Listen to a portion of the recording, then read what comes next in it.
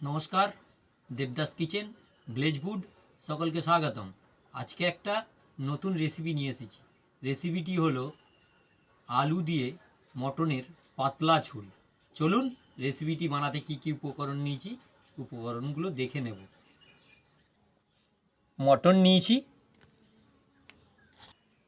আলু নিয়েছি, কাঁচা লঙ্কা, টমেটো, দেশি পেঁয়াজ, হলুদ নিয়েছি, লঙ্কা নিয়েছি, লবণ, রসুন বাটা, আদা বাটা, দালচিনি, লবঙ্গ, ছোটো এলাচ আর সর্ষের তেল নিয়েছি। চলুন এইবার আমি রেসিপিটা বানাবো। চলুন এবার আমি আলুটা ভেজে নেব।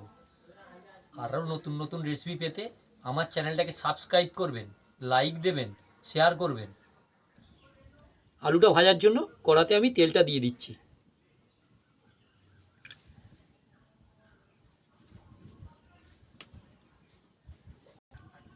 তেল আমার হয়ে গেছে, আলুগুলো আমি এইভাবে ভেজে নেব, হালকা আঁচে লাল লাল করে ভেজে নেব।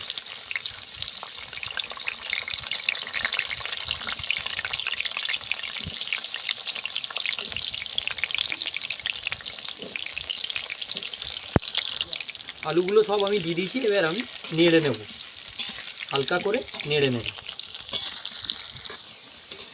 আলুগুলো আর একবার আমি হালকা করে নেড়ে দেব।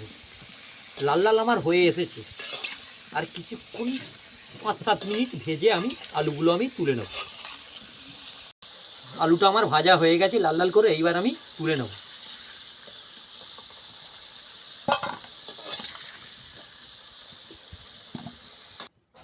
আলু দিয়ে মটনের পাতলা ঝোল রান্না করার জন্য মশলাটা আমি কষে নেব। দালচিনি, ছোটো লবঙ্গ, ছোটো এলাচ দিয়ে দিলাম, দিয়ে পেঁয়াজ কুচিটা দিয়ে দিলাম,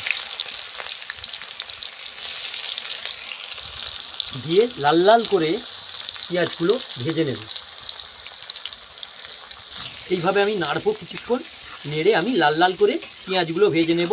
এর মধ্যে কাঁচা লঙ্কাটা দিয়ে দেব, 4 পিস কাঁচা লঙ্কা দিয়ে দিয়েছি, দিয়ে আমি কিছুক্ষণ নেড়ে ভেজে নেব লাল লাল করে পেঁয়াজটা। পেঁয়াজটা আমার লাল লাল করে ভাজা হয়ে গেছে, এইবার আমি টমেটো কুচিটা দিয়ে দেব, দিয়ে 5 মিনিট আরও একটু ভেজে নেব।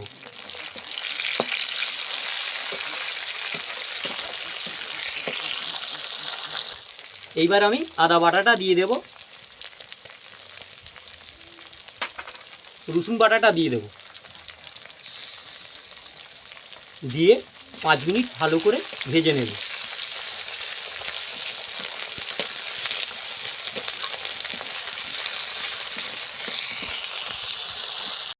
মশলাটা আমার কষা হয়ে গেছে, এইবার আমি অল্প করে জল দেব, দিয়ে লঙ্কা পাউডারটা দিয়ে দেব, হলুদ পাউডারটা দিয়ে দেব, দিয়ে 10-15 মিনিট ধরে ভালো করে মশলাটা নেড়ে চেড়ে কষিয়ে নেব।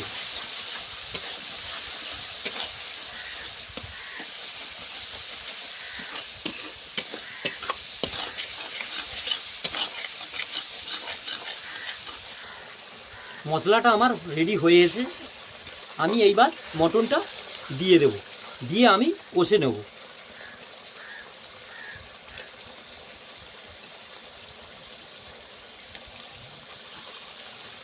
দিয়ে এই রকম করে 10-15 মিনিট আমি নাড়তে থাকবো,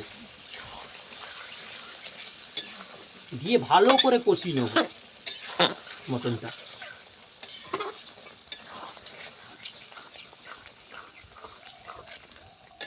মটনটা আমার কষা হয়ে গেছে, এর মধ্যে আমি আলুগুলো দিয়ে দেব, দিয়ে পরিমাণ মতো জল দেবো, জল দিয়ে সেদ্ধ হতে দেবো, দিয়ে একটু হালকা করে আলুটা দিয়ে নেড়ে দেব,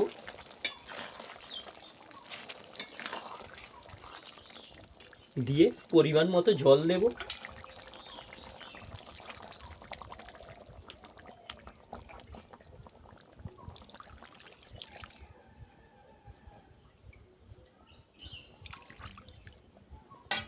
দিয়ে স্বাদ মতো এবার আমি লবণটা দেব।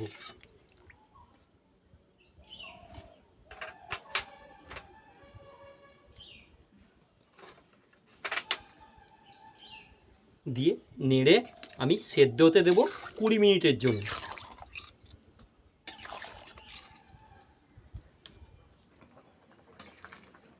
আমার মটন আর আলু দিয়ে পাতলা ঝোল রেসিপি ঠিক কেমন হয়েছে আপনারা অবশ্যই কমেন্ট সেকশানে অবশ্যই জানাবেন।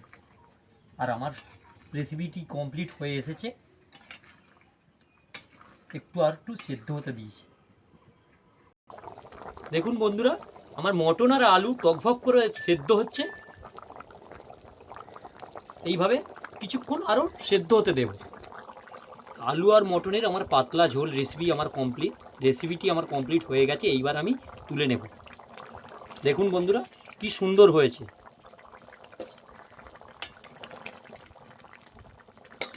কি সুন্দর গন্ধ বেরোচ্ছে। কাঠের জালের মটন রান্না মানে অসাধারণ।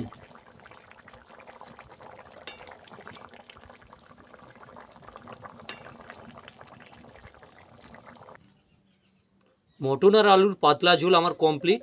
এই রেসিপিটি কেমন হয়েছে আপনারা কমেন্ট বক্সে জানাবেন। আর আমার চ্যানেলটাকে সাবস্ক্রাইব করবেন, লাইক দেবেন, কমেন্ট করবেন।